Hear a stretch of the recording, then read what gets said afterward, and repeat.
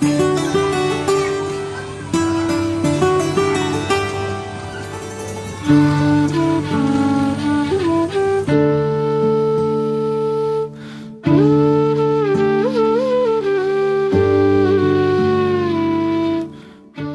আসসালামু আলাইকুম বন্ধুরা, কেমন আছেন সবাই? আশা করি আপনারা সবাই অনেক বেশি ভালো আছেন। তো আজকে আমরা ধূপচেচিয়া সাহারপুকুর নয়ন পার্কে এসেছি, আমি আর আমার একটা মামা। তো এই দুইজন মিলে বাড়ি থেকে বের হলাম একটা মোটর বাইক নিয়ে, বগুড়া গেলাম এবং বগুড়া চার মাথা থেকে সোজাসুজি নওগাঁ রোডের দিকে যেতে থাকলাম।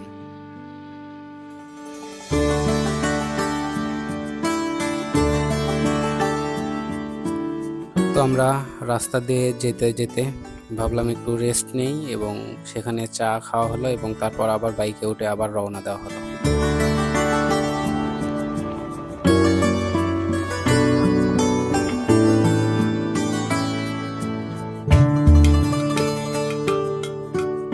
তো আপনারা সাহারপুকুরে গিয়ে কিছুটা হাইওয়ে ধরে সামনের দিকে গেলেই দেখতে পারবেন রাস্তার পাশেই লাগানো নয়ন পার্কের একটি ডিরেকশন দেওয়া আছে। তো সেই রাস্তা ধরে আপনারা চলে যাবেন।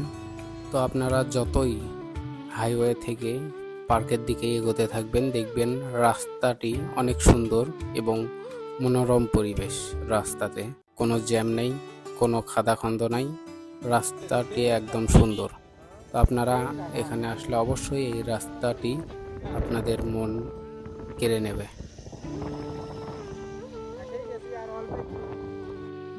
তো আপনারা এই রাস্তা ধরে কিছুটা সামনে গেলেই দেখতে পারবেন যে রাস্তার মধ্যে পার্কের সাইনবোর্ড লাগানো। তো সেই ডিরেকশন অনুযায়ী যেতে থাকবেন, দেখবেন রাস্তার দুই পাশে মাটির ঘর, এছাড়াও আরও বিভিন্ন রকমের ঘর বাড়ি দেখতে পাবেন। এগুলো দেখতে দেখতে আমরা পার্কের কাছে এসে পৌঁছালাম। তো রাস্তার পাশেই পার্কিংয়ের জন্য একটি সুন্দর জায়গা আছে। তো এখানে লোকজন গাড়ি রেখে এই পার্কের ভিতরে ঢোকে। তো এখান থেকে 20 টাকা দিয়ে বাইকটি রেখে আমরা একটি টোকেন নিলাম এবং পার্কের দিকে এগোতে থাকলাম। তো পার্কে ঢুকতে হলে আপনাদের অবশ্যই টিকিট কাটতে হবে। তো প্রত্যেকটি টিকিটের মূল্য 30 টাকা। তারপর আমরা পার্কের ভিতর ঢুকে পার্কের সৌন্দর্যগুলো উপভোগ করা শুরু করলাম।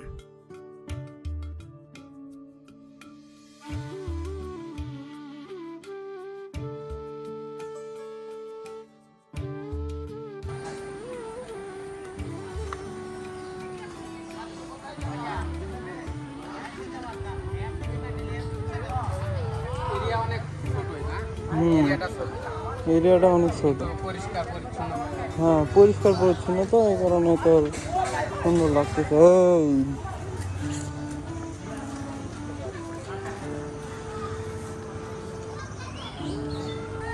হ্যাঁ,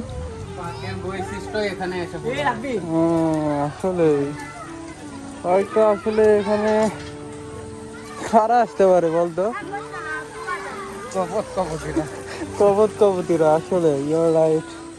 কবত কবুতরা এখানে আসবে, সুন্দর একটা সময় কাটাতে পারবে।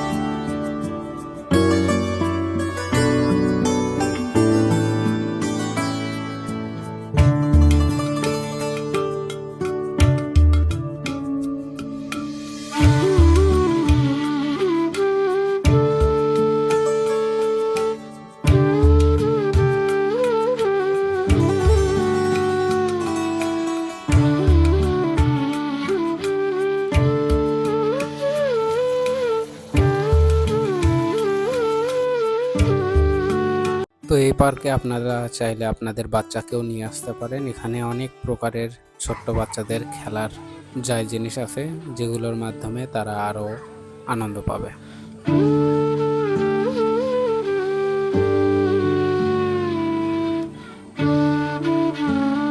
এই পার্কটা অনেক পরিষ্কার পরিচ্ছন্ন। আপনারা আসলে দেখতে পারবেন এই পরিবেশটা অনেক সুন্দর।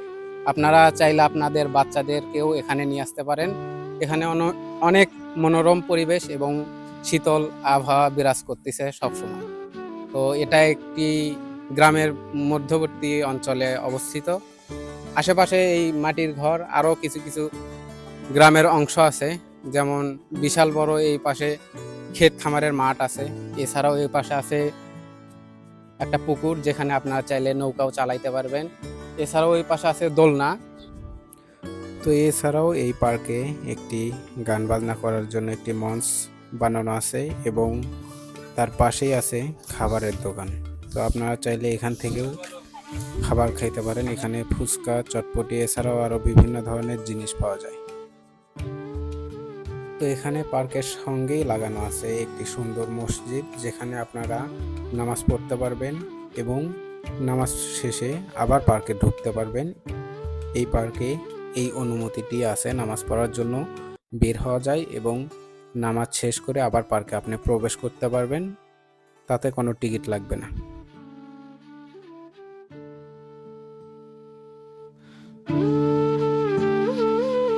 বন্ধুরা দেখতে পাচ্ছেন, সন্ধ্যার পর এই পার্কের সৌন্দর্য আরো কয়েক গুণ বেড়ে গেছে। খালি দ্বিগুণ না, দ্বিগুণ বললেও হয়তো কম হয়ে যাবে। দিনের বেলাও যতটা সুন্দর, রাতের বেলা হওয়ার সাথেই এর সৌন্দর্য কয়েক গুণ বেড়ে গেছে। তো দেখুন আপনারা আশেপাশে সব জায়গাতেই এই রকম নিয়ন লাইট, ঝাড়বাতি এছাড়াও আরো বিভিন্ন রকমের লাইট এখানে লাগাইছে। তাতে এই পার্কের সৌন্দর্য আরো অনেক বেশি সুন্দর লাগতেছে।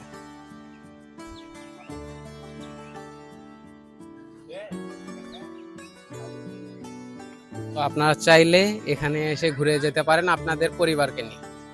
খালি আপনারা ঘুরলে হবে না, আপনাদের পরিবারে যদি ছোট বাচ্চা থাকে তারাও এখানে এসে অনেক এনজয় করতে পারবে।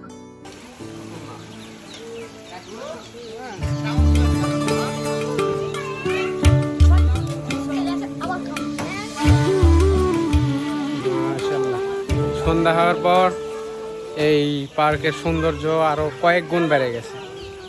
মামা কেঙ্কা লাগিচ্ছে এই পার্ক দেখে? মামা এটা তো পুরাই জোস মামা, কি কম তো সেই লাগিচ্ছে আমার। মামিক নিয়ে এলে ভালো লাগলো না? নেই মামি এখন বেচারা মামি বিয়ে গুলি করেনি এখনো। এখন বিয়ে শাদী করবো তারপরে মামা, তার আগে অভিনয়।